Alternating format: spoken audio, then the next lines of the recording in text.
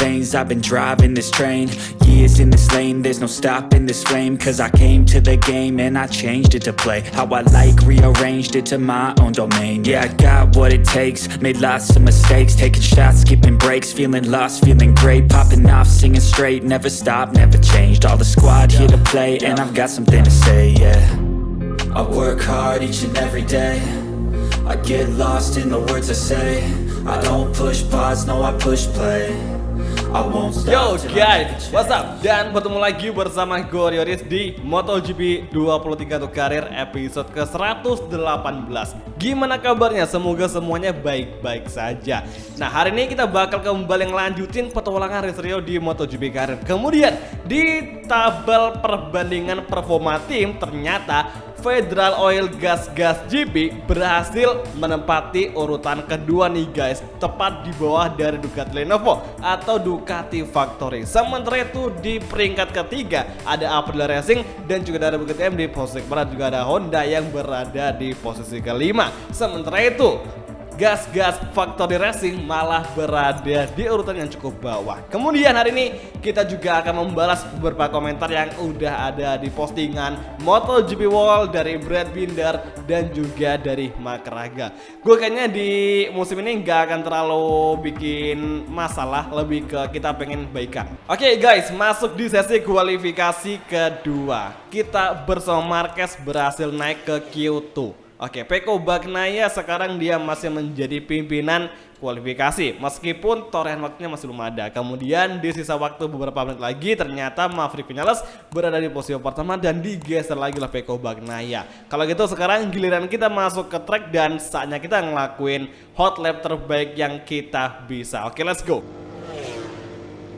Dimulai di turn 1 guys, kita lebih light brake dan ngedapetin apexnya bagus sekali. Dan ini kita menggunakan kompon ban depan soft, belakang medium. Beruntungnya hari ini cuaca mendung, jadi kita meskipun pakai kompon ban soft dengan cuaca seperti ini masih bisalah untuk dioptimalkan. Kemudian di tikungan ke-5, tepatnya di akhir dari sektor ke-1, apakah gap bar kita berwarna merah? Dan sepertinya oke, nice. Meskipun tipis 0,1 dari Francesco Bagnaia. Kemudian di sektor kedua, let's see aja guys, apakah bisa lebih jauh lagi kita ngepangkas gap dengan Pecco. Oke, tikungan ke-8 dan gapnya semakin menjauh 0,2 dari Francesco Bagnaia. Dan sekarang giliran di sektor ketiga, tikungan ke-9 entry corner menuju tikungan ke-10. Oke, belok ke kanan dan sekarang kita memasuki sektor ketiga turn ke-10 menuju exit corner. Kemudian gap kita berapakah? Oke, aduh agak lambat tapi tipis banget 0,030. Kemudian inilah sektor, inilah dia momentum terakhir yang bisa kita maksimalkan untuk bisa membawa gas start dari pole position. Oke, last chicane agak miss dan sekarang exit corner, RHD on, up to the line dan boom, yes, finally kita start dari pole position cuy. Yes, akhirnya untuk pertama kalinya kita meraih pole position, pole perdana untuk Riz Rio bersama Federal Oil Gas GP. Makin semangat menuju ke sesi race-nya. Mark Raga start ke-8. Oke guys, tibalah kita di starting grid untuk MotoGP Assen. Dan luar biasanya di sesi kualifikasi, Riz Rio menunjukkan taringnya lagi untuk kesekian kalinya di GP Assen dengan meraih pole position. Tapi jangan senang dulu karena lawan kita Ducati Factory Rider, duo Factory Rider Ducati, Enea maupun Pecco start di sebelah kita.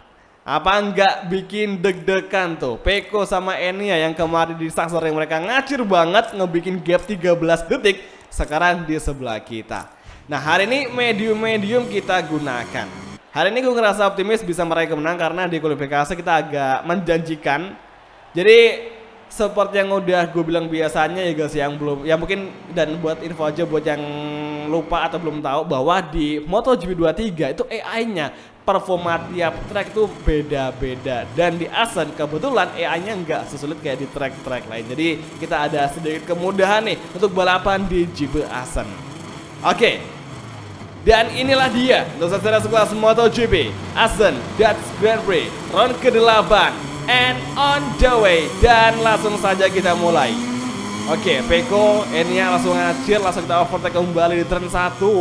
Kita ambil inside line dan Pecco kita overtaking. Finally, Rio mengambil di posisi pertama di lap pertama di lap pembuka. Nampaknya Pecco Bagnaia kembali melawan, bahkan Enea pun juga mulai menyerang. Hati-hati, meskipun lawan kita penunggang Desmo GP23, tapi tidak mengapa. Dan sepertinya, hati-hati, nampaknya Pecco agak mengganggu tadi. Hingga sekarang kita bertarung 3 baris bertarung keras antara Enea, Rio dan juga Pecco Bagnaia. Namun Pecco Bagnaia menjadi satu-satunya wakil Ducati yang mampu bertahan di posisi pertama dan menjadi race leader sementara waktu. Mental baja Pecco terbentuk dari awal musim, namun kini di tikungan ke-9 Rio mencoba masuk, namun pada akhirnya Pecco Bagnaia lebih tangguh di tikungan. Hingga di turn ke-10 Francesco Bagnaia masih menguasai dan menjadikan dirinya sebagai race leader atau pimpinan balapan sementara waktu. Dan Enea Bastian ini juga tengah berjuang keras memburu kita. Dan kini di last sektor semakin kencang, semakin rapat, dan terjadi manuver agresif dari Rio yang mencoba mengovertaking Francesco Bagnaia di 3 tikungan terakhir. Pecco melebar dan aduh, oh my goodness mate, lagi-lagi kejadian di musim lalu terulang kembali di race kali ini. Tapi untung saja kita tidak sampai crash cuy.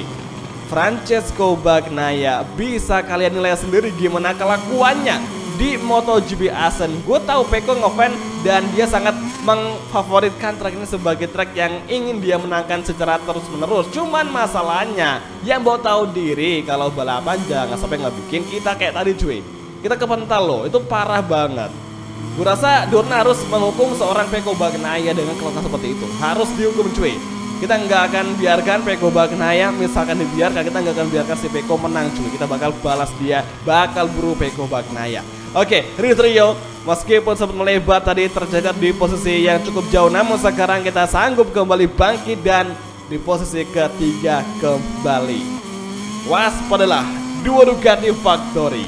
Saat ini Federal Oil Gas GP dalam masa yang sangat tajam, yang sangat-sangat overpower di GP Ascent. Apakah kita bisa mengovertaking Enea Bastian ini, Pecco Bagnaia di lap ketiga di depan? Let's see aja. Oke, update posisi Jack Miller, Pol Espargaro, Brad Binder, Marco Bezzecchi, Johan Zarco.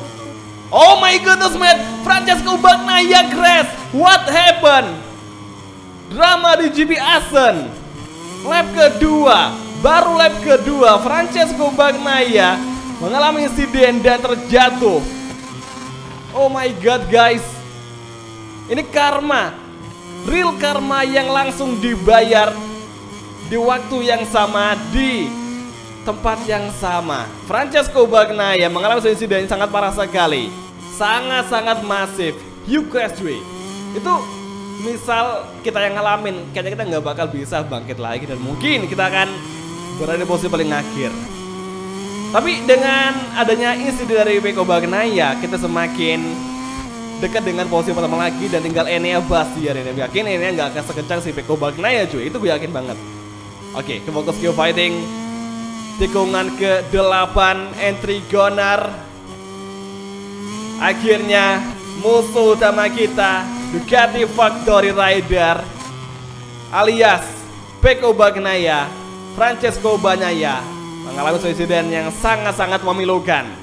Padahal cuy, Pecco Bagnaia baru saja menjadi pimpinan klasemen kembali dengan minus 8 poin. Nah sekarang misalkan kita meraih kemenangan, pasti kitalah yang akan menjadi klasemen leader lagi cuy. Yang penting bisa ngalahin si Enea Bastian ini. Let's see aja apa yang bisa kita lakukan di beberapa lap ke depan atau di beberapa waktu ke depan. Lashigen, Exit Gunner, RHDO, dan sepertinya penggunaan kompon medium sangat klop sekali dengan RC16. Kemudian entry Gunner di turn 1 kita mulai memberikan sebuah tekanan pressure untuk Enea Bastion ini agar Enea bisa kita kalahkan dan kita masuk, namun Enea masih ngeblocking. Cakep banget defense-nya Enea Bastion ini, kita ngakuin loh ini cuy. Oke, sekarang track lurusan nih guys, apakah Federal Oil Gas GP bisa ngeburu?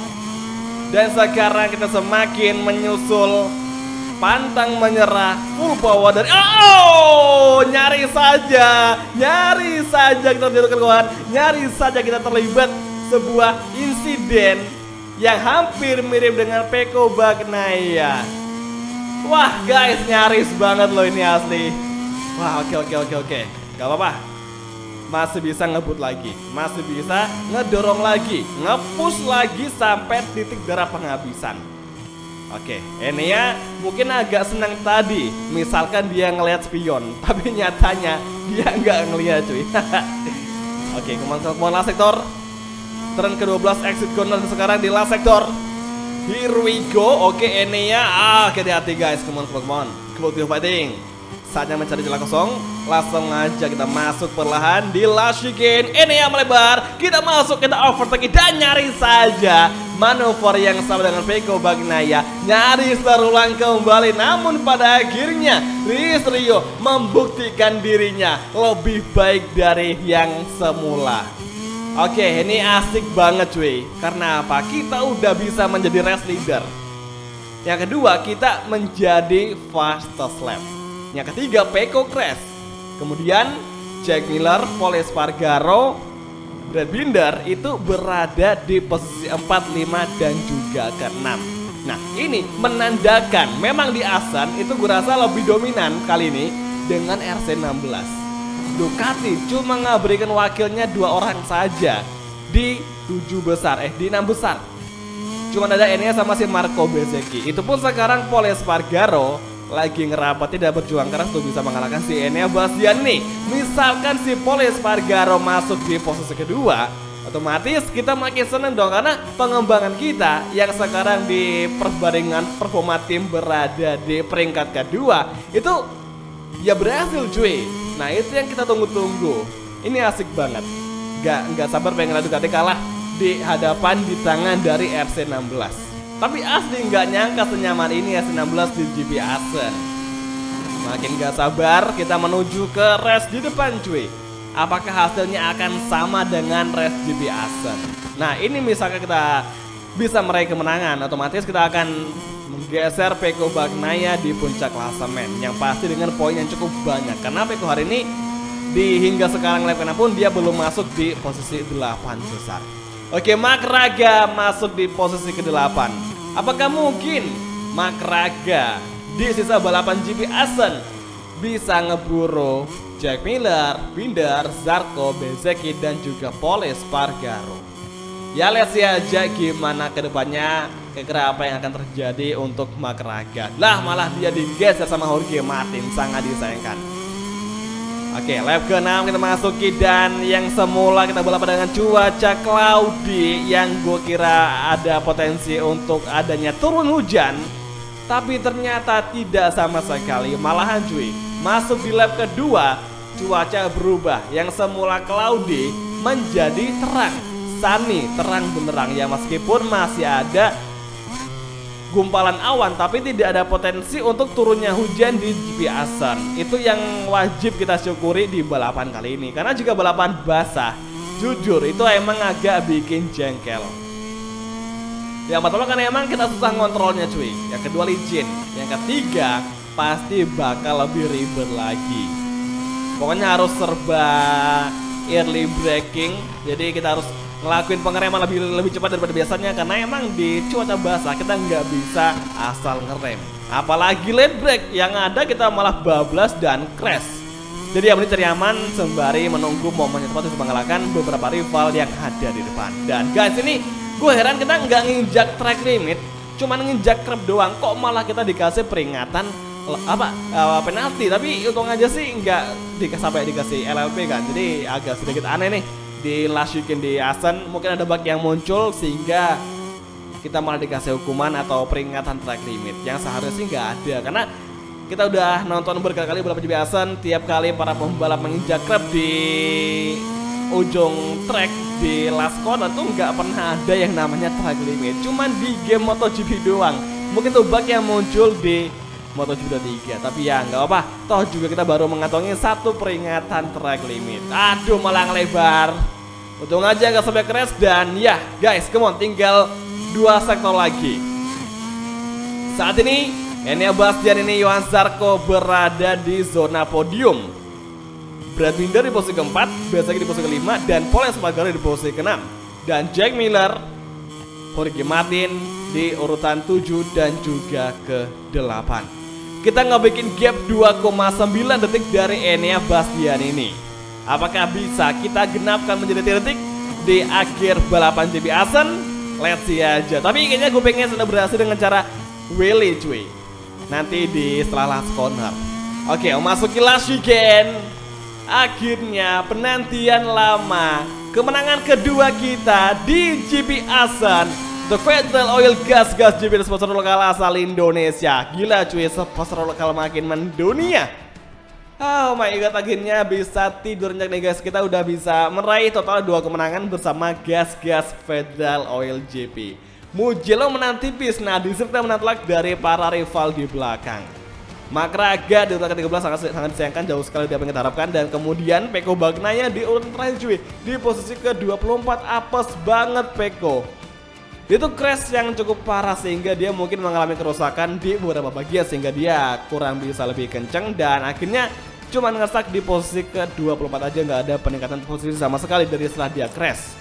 Kemudian di klasemen kita akhirnya membawa lagi Gas di posisi pertama dengan 147 poin atau minus 10 poin dari Enea Bastian ini. Pecco turun di posisi ketiga. What a drama di musim ke-7. Seru sekali. Oke, ini jujur makin gak sabar sama persaingan lagi di next race. Kira-kira bakal apa nih yang terjadi lagi ke depannya. Karena dengan pertarungan seperti ini dan hal-hal yang tidak kita prediksikan, itu persaingan kayak semakin seru cuy. Semakin seru buat dilanjutin lagi. Makin gak sabar ini buat kedepannya gimana dan apa yang akan terjadi ke depannya.